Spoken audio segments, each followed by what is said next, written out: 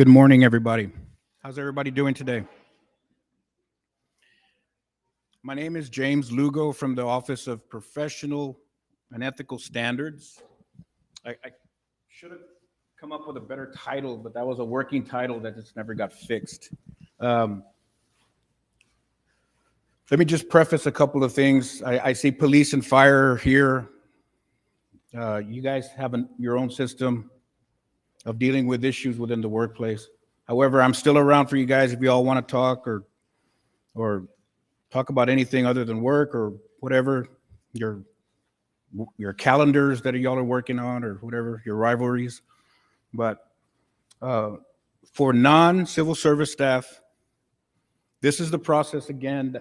I'm not going to be as in-depth as last time, but it's really what happens when a complaint is filed, whether it's against the key customers. Who are the key customers? Citizens, okay? And as well as fellow employees. So the complaints from the citizens, from fellow employees can be forwarded to three departments: the director, for which you guys are assigned, my office, OPES, and HR. Now, let me just say, this is not, every case is taken differently. Every case is accepted differently and handled differently. This is a case-by-case basis. So if a complaint is forwarded to somebody else, another director, it's going to come to us eventually. Human resources will decide if it's a performance issue, or maybe it could be a criminal issue or a confidential issue of a sensitive nature, and then we'll determine who gets a complaint. If it's ethical, criminal, I get the complaint. And again, it could go to the director, but we all are taking the time to review confidentially and assess and forward the complaints to where they're supposed to go. All three: director, OPES, and human resources. The directors are going to determine whether the misconduct is one of two things: performance and or criminal activity. So if it's performance, we're going to get together, we're going to handle it within the department. The assistant directors are going to get on the ball on this. They're going to prepare the factual,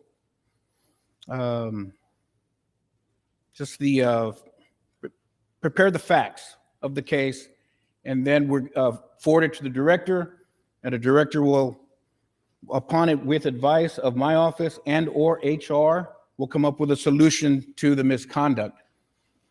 If it's criminal activity, I will be notified right away, as will the local law enforcement, federal law enforcement, state authorities, wherever it's supposed to be. Upon conferring with my office and or HR and the assistant and the director will determine the level of progressive discipline to be enforced, and those levels of progressive discipline are in the Personnel Conduct Policy Manual. Assistant directors are the most important people on this chain. They're going to be the fact finders. They're going to write the factual summaries, and they're going to report to my office and or HR regarding the issue, okay? According to the policy, the progressive disciplines are extension of your work probation, verbal warnings, written reprimand, suspension, demotion, dismissal. It all progresses up or down, however you see it, but it will be progressive, and we will go by policy. The assistant director shall confer with the director and OPES and or HR to determine whether the allegations can be proven, the level of misconduct, and most importantly, the history of the employee's misconduct within the department. We had some hiccups at the beginning because we were having some issues. The issues that have been coming to me are the inappropriate stuff on the phones, stuff on text, either with customers or with fellow employees. So it was my job to determine the facts of those cases.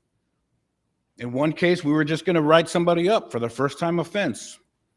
After the fact, I get with the assistant director and what's the person's history? Well, he or she has done this many times, and maybe the verbal warning wasn't enough in that case. So the history of the employee's misconduct within the department will be reviewed as well. And those records should be kept by the assistant directors, okay?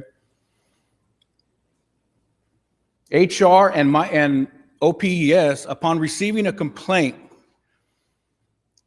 HR, OPS shall maintain contact with the director and the assistant director and assist in the investigation of the complaint and recommend a type of progressive discipline to be enforced.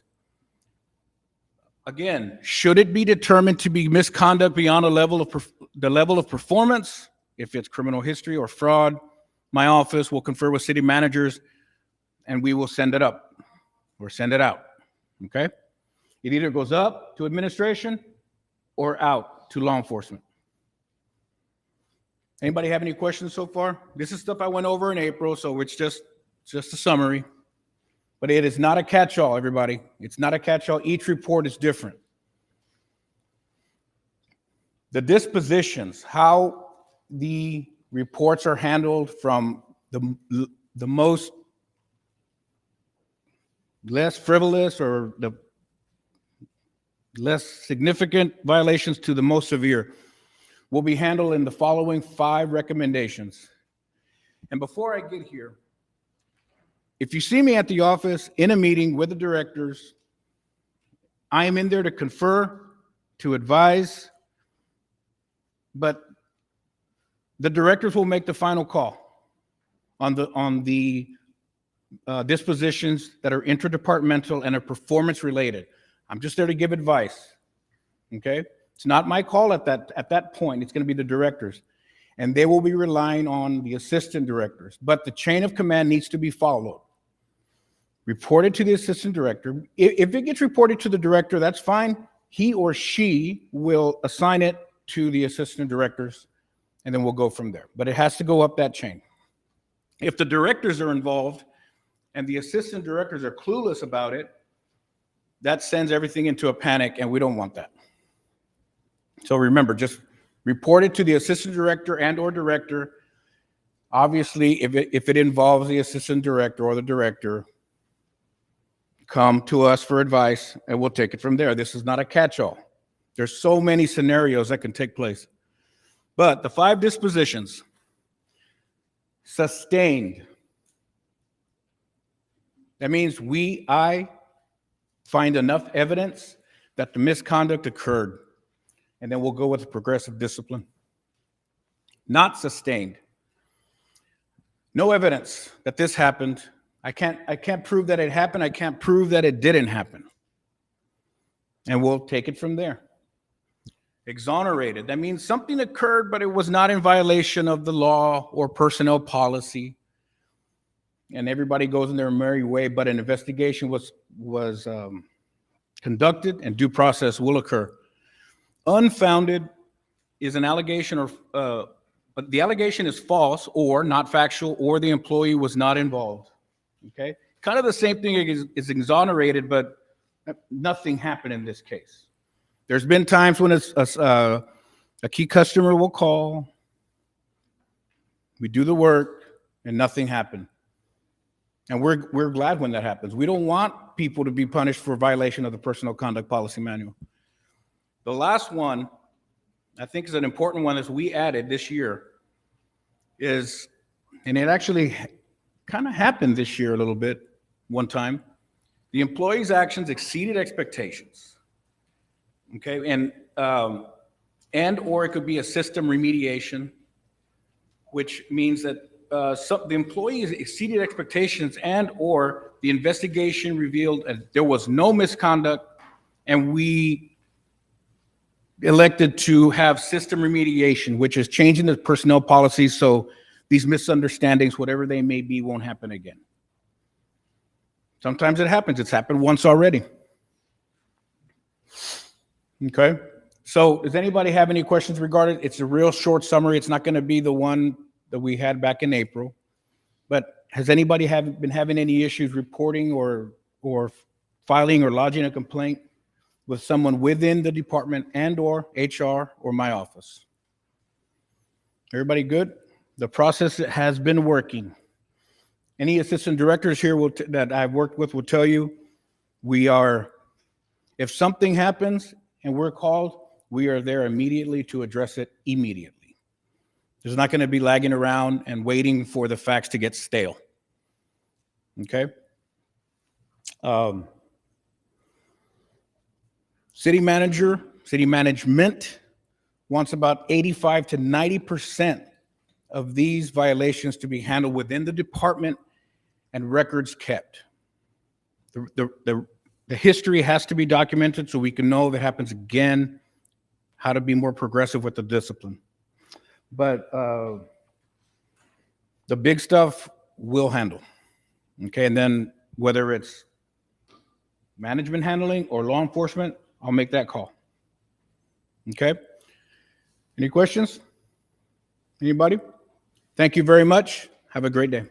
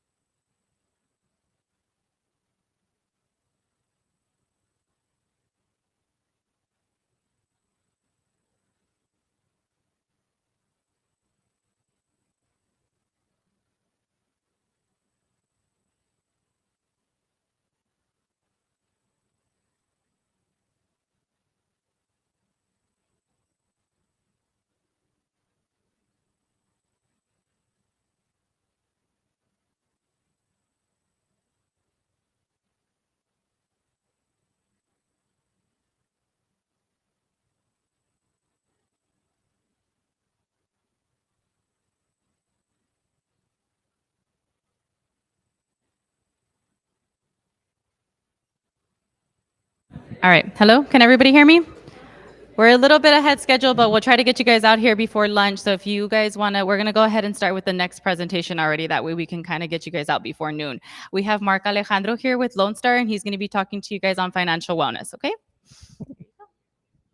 Thank you. Good morning, everyone.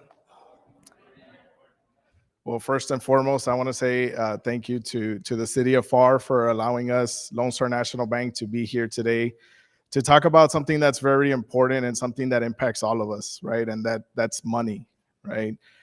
So today I hope to share some valuable information with you all as far as how can we better manage our money from on a day in day out basis, right?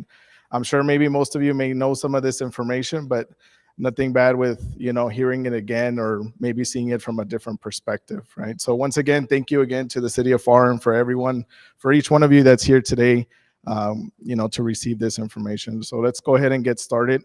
So today what we're going to be talking about is managing your money, right? So there's several foundations when it comes to financial wellness, right?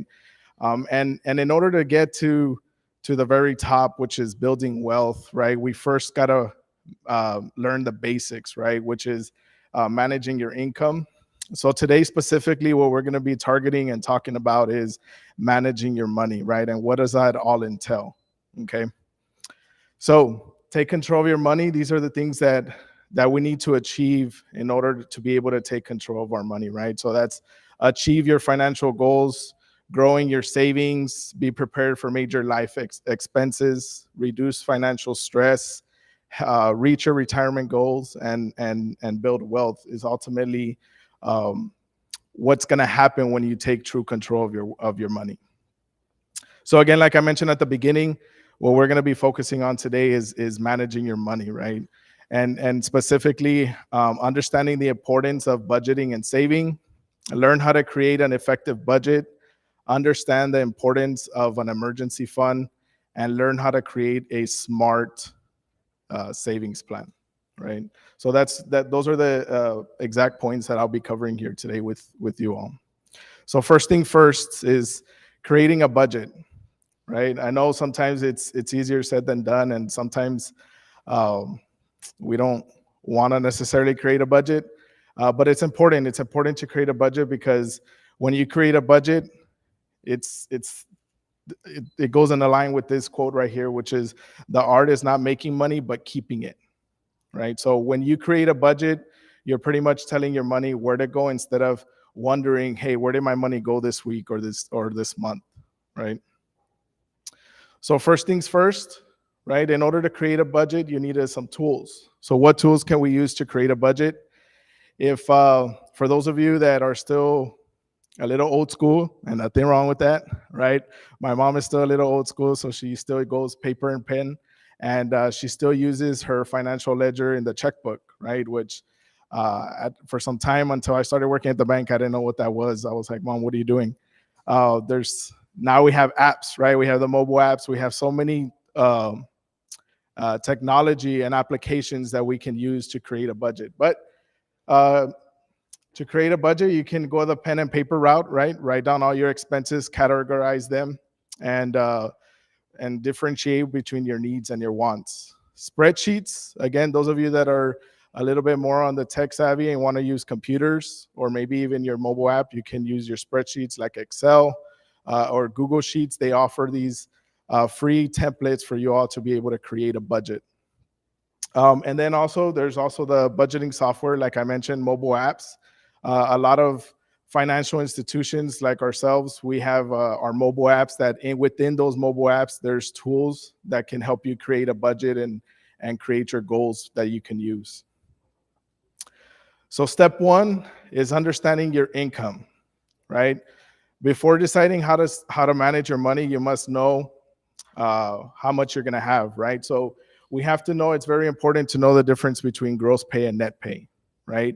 Net pay is actually what you're going to take home for that month, right? Versus your gross pay.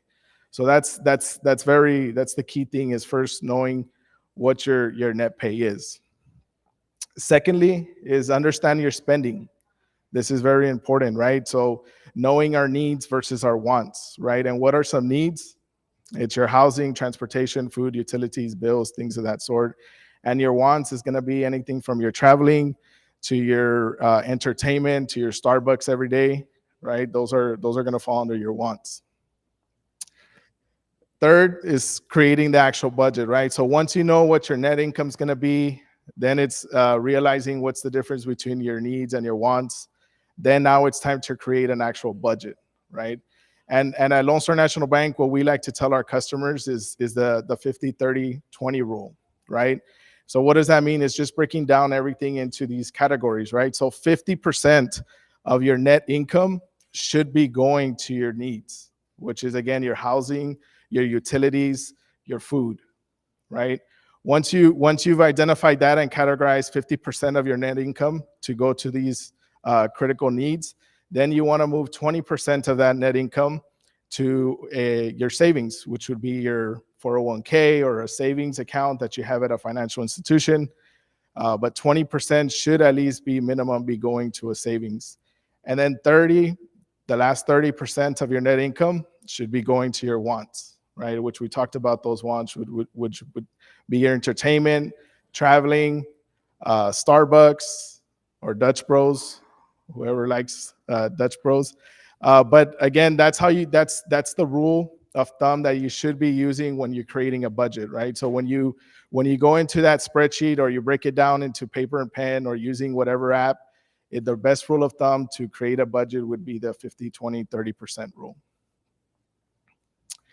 Fourth step is after you've created a budget and you've reviewed your income and spending for the month, you may need to change it, right? So depending on what your budgets are and your expenses, you have to review that on a monthly basis, right? Because things change, right? Your income might go up, or there might be an increase in payments or that sort. So depending on what it is, you got to adjust and adjust your budgeting. Fifth is the hardest one sometimes, right? It's sticking to your budget, right? So in this step, it's very important that you stay consistent with it. Get someone to hold you accountable to it, right? Whether it's someone at the bank that you can trust, right? That's why it's important to build a relationship with a banker at the bank, or it should be your spouse, but sometimes that can be a little bit difficult, right? I know sometimes, as much as I tell my wife no, I get home and there's still packages there from Amazon, right? So as it should be your spouse, your significant other, but if you can, find that true honest friend, someone that can hold you accountable, someone that can help you and guide you along the way, that can give you some tips, and just hold you accountable to this budget, right? Again, as far as with us at the bank, that's what we're here, is to help out our customers with this. So definitely it's, at your financial institution should be someone that you should be able to lean on. So now it's creating a savings plan, right? And what does that entail, and what does that look like? So savings is a commitment, not an amount. So sometimes we have that perception, right, that if we save money, then we can't spend and we can't buy those things that we want, and that's, in reality, that's not true, right? It's just creating that consistency and that habit on a weekly, bi-weekly, monthly basis of just saving money, even if it's $25, right? If you have your financial institution already, you have a checking account there, I highly recommend that you open up a savings account at another financial institution. If you want to be a little bit more disciplined, or you have a hard time with being disciplined, because when you don't see it, out of sight, out of mind type of thing. So when you set up automatic payments or drafts to another financial institution, whether it's $25, $30, even $10, that adds up over time. So I highly recommend that, that's something that you all can do. And why do we want to save money? We want to save money for these purchases that we have here, right? Whether it be college, buying that brand new car, or you want to buy a house.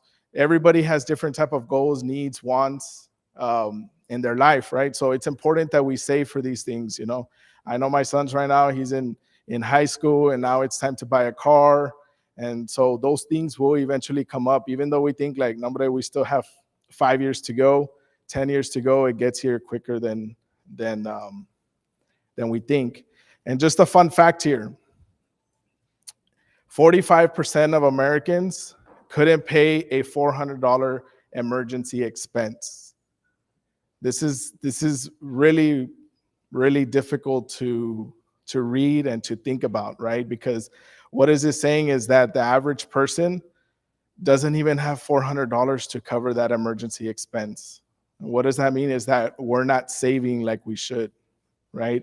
What does that lead us to? It leads us to having to use a credit card to get into debt, to pay that, or a payday loan. And those are the things that we don't want to do, right? So again, that's why it's important to have that savings. And of course, that emergency fund, what is that emergency fund going to do? Is to help you pay for those unexpected bills, right? When something comes up like a loss of job or an emergency because of a weather-related event, medical bills, car bills, that's what that emergency fund is for, is to cover those expenses instead of having to depend on a payday loan or a credit card, right? So how do we do this, right? How do we create a savings plan? And pretty much here, what we highly recommend at Lone Star National Bank is creating a smart savings goals, right? So we break it down into what does smart mean, right? So make sure it's specific. So establish a purpose, right? Why do you want to create a savings plan, right? So you can title it your emergency fund. So every month, or depending how you all get paid on a weekly or biweekly or monthly basis, that's how much you're going to be, or when you're going to be transferring to that goal.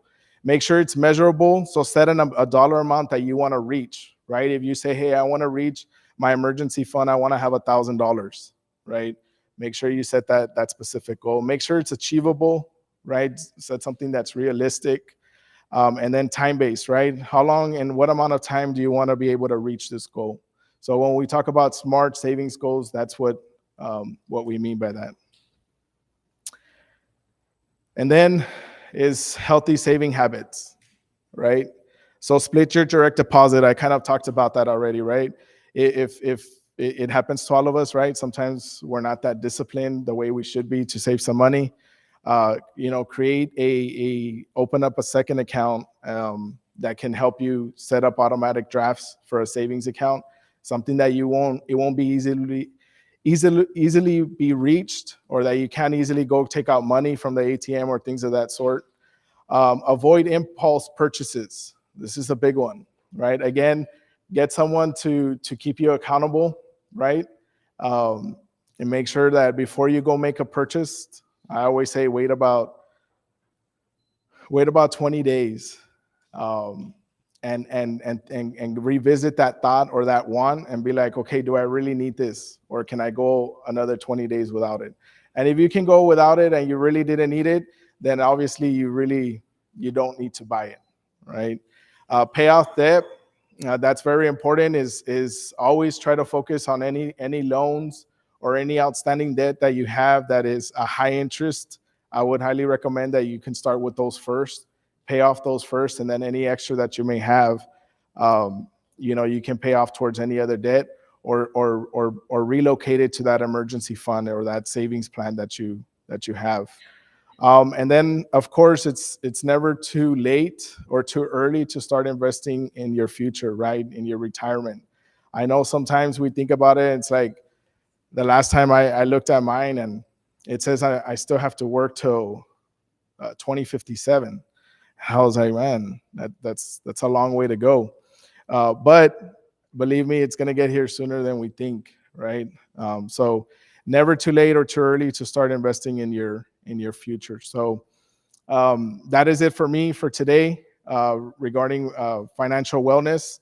I highly recommend or encourage you all to follow us on social media. And if you have any questions, with anything that I went over today, we have some pamphlets outside in the promo table. You can put your information, your name and your phone number, and someone from the bank. We have plenty of experts that can help you regarding wealth management, or help you with anything that I went over today. And they can help you out to managing your goals, and getting you to that financial wellness that we all want to achieve. So thank you again for your time, for being here, and wish you all the best. Thank you.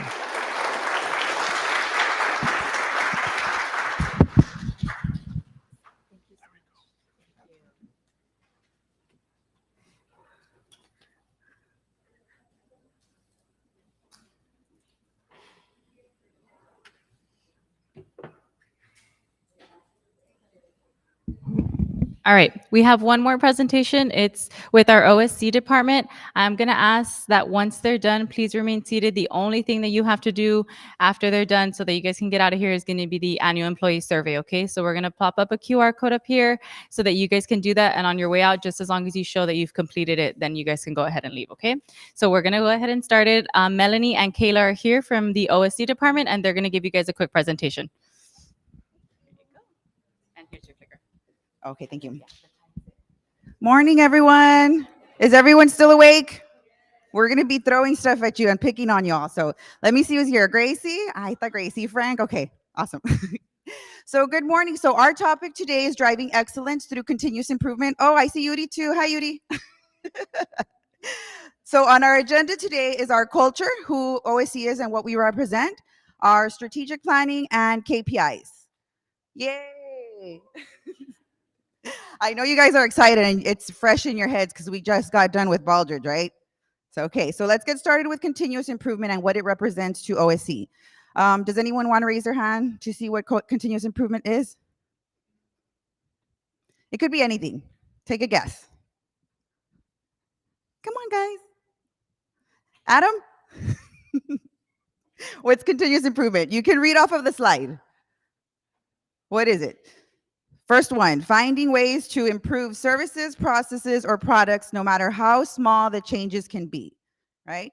So that could mean anything in terms of what you do in your department, what services you provide. If you have any idea to improve those services, that's one.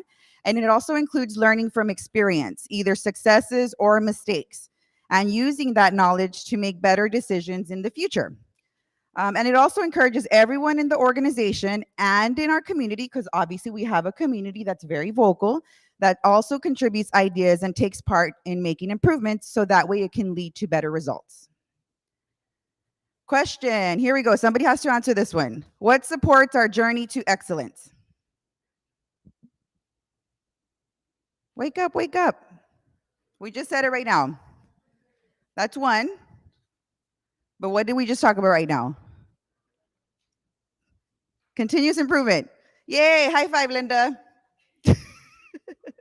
You get a manita. So so continuous improvement supports our journey to excellence. So what supports our continuous improvement efforts? And they're the ones that are mentioned there below, as you can see. So our leadership vision, obviously we have a commission and city management that is very progressive and innovative, and they've already set that vision for us. We have a dedicated team, me and Kayla. We have a clear vision and strategy, which we're going to go over, and employee engagement. That's you guys. We want to make sure that we get the buy-in when we're talking about continuous improvement and our journey to excellence. So what does OSC do? That's the Office of Strategic Excellence. Can somebody tell me one thing that we do? Surveys one, yes, that's data management. Who said that? Frank, yay. I can't throw all the way over there, but Kayla's going to give you something. That's awesome. Anybody else? KPIs, awesome, Brenda. Brenda, you get something too. So yes, those are all a few things that we do, but in summary, what we do is strategy management, and we're going to go over that shortly. That's alignment and implementation of our strategic plan, performance monitoring, like Brenda said, our KPIs, and that includes also the data and the dashboard management, and Kayla's going to go over that shortly. And then last but not least, our topic of a presentation, which is process improvement. And this includes any continuous improvement efforts and innovative ideas. And of course, training and awareness, which we're here today. So our strategic plan, has anybody seen this document? I know Yudi has, and Frank. So this right here is our strategic plan. It's something that we take pride in. We adopted this strategic plan back in 2022. And what it is, it's basically a guide. Did you flip it? It's basically a guide for the next 5 years, and it tells us our goals, our objectives, how long we have to get there, and who's assigned in these responsibilities. So what we did throughout this process, and it's this pyramid here, we established our vision, our mission, and that was in assistance with our city commission and surveying our community. And the mission basically tells us why we are here. Then it follows through with the vision, what we aspire to be, right? And then our values. Do you guys remember our values? pride, right? Those are our values. Our strategic objectives, which are identified as our priority areas. Our strategic goals is what we must achieve to get there, action plans, and then performance measures. So this ensures our organizational alignment, how they all come together to achieve and measure success. So we wanted to show you this example of the roadmap so that way you can see that at least in this one, in this strategic objective of infrastructure, that everybody plays a role in it that's included in these departments. So we have engineering, public utilities, in these that I'm showing you. So I don't think, oh yeah, you can't see it here. So on the yellow ones, those are identified as our strategic goals. And underneath those goals, there's actions, right? So that way they're feeding into those goals and ultimately feeding into our priority area of infrastructure. So like I said, these are different departments: engineering, public utilities. And so for instance, the one I have point 3, maintain superior water quality rating, right? So that was identified as one of the very high level priority areas by our commission, our community.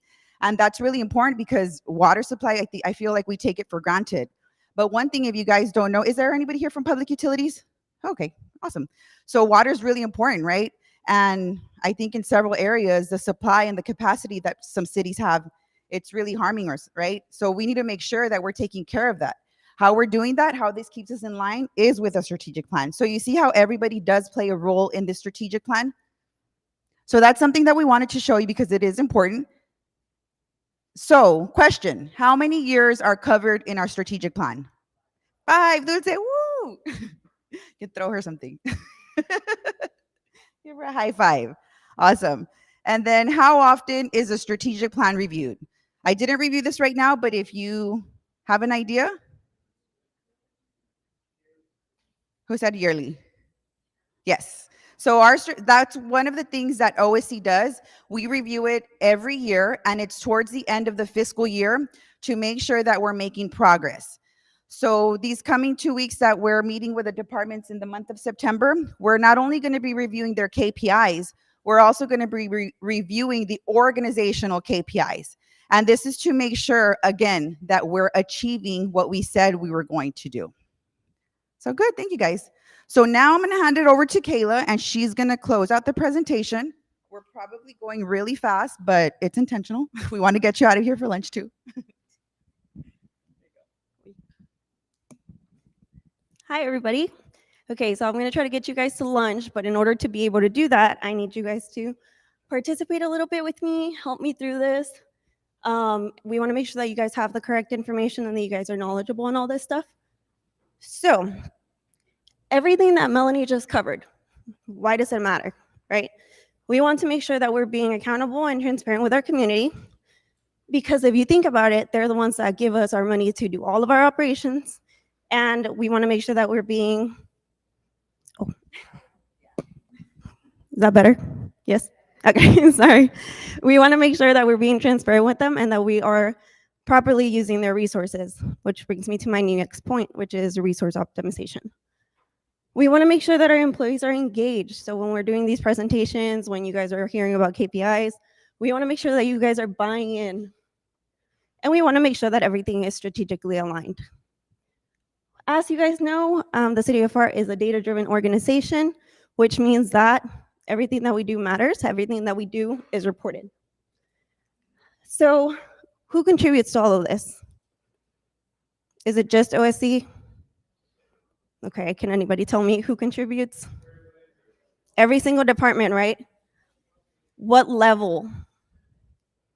At what level do they start contributing?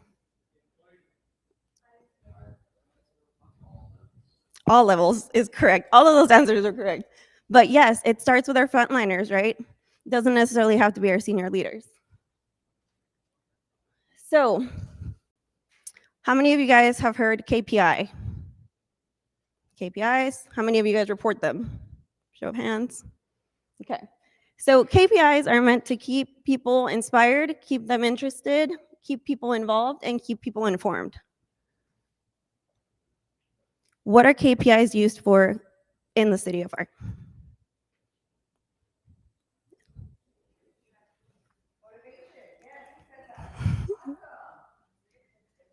Somebody said track progress. Who was that? I was like,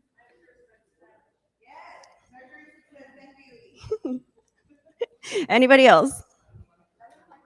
No? Okay, one more question. Who is responsible for choosing KPIs and department goals? Linda. So yes, OSC does not pick these out for you guys, right? So it's important to note that the KPIs that are assigned to your departments specifically have everything to do with your director and your department on its own. OSC is just here to offer guidance and to make sure that those KPIs are being reported correctly and that they're being either efficient or effective. So key performance indicators, right? So they're measurable values that demonstrate how effective or efficient an organization is at achieving key objectives. They're also essential for decision making, helping identify strengths, weaknesses, and areas of improvement. And as we just covered, each department, with the help of OSC, identifies the KPIs and annual goals.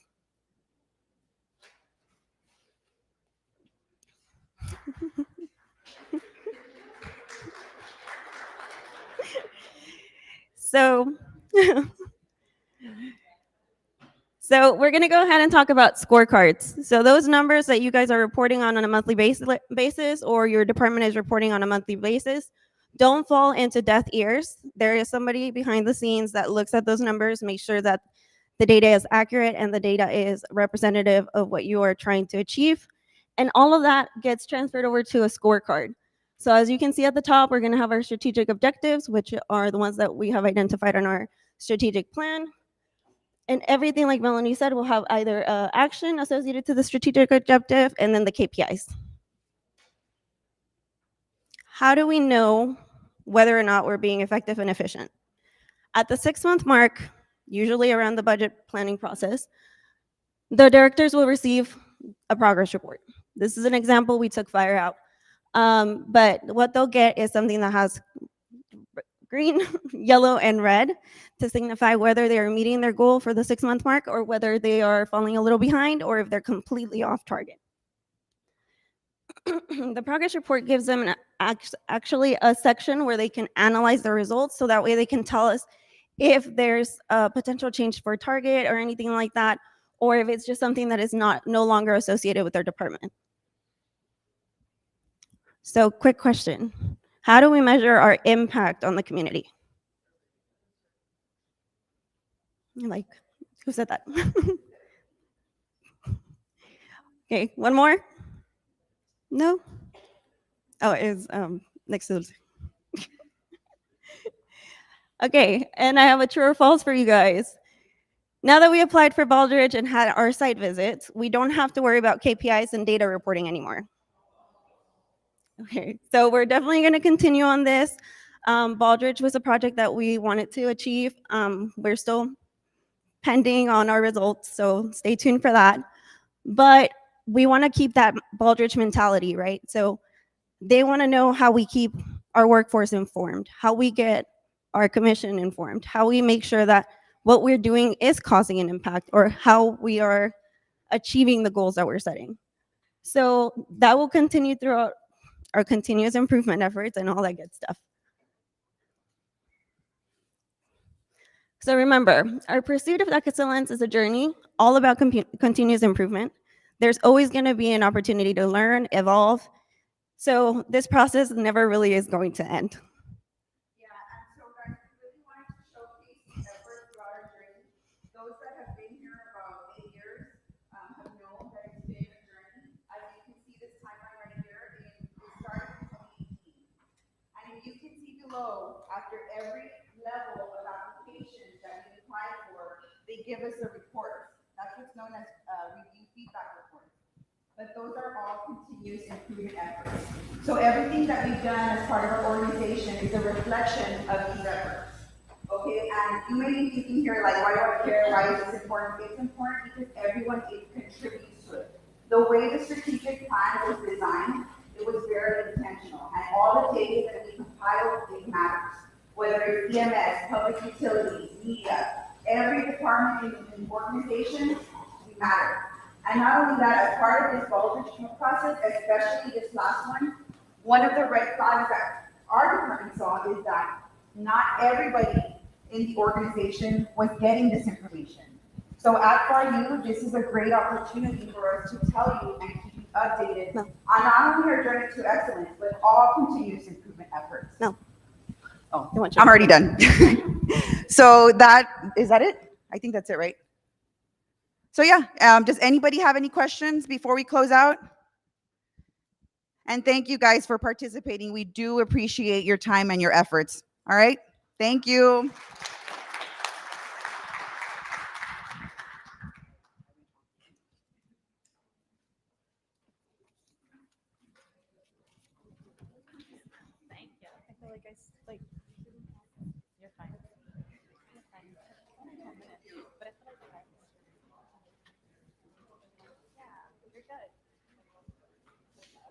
Thank you.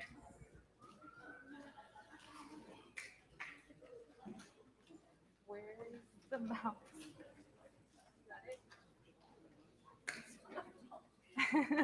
I'm like, where's the mouse?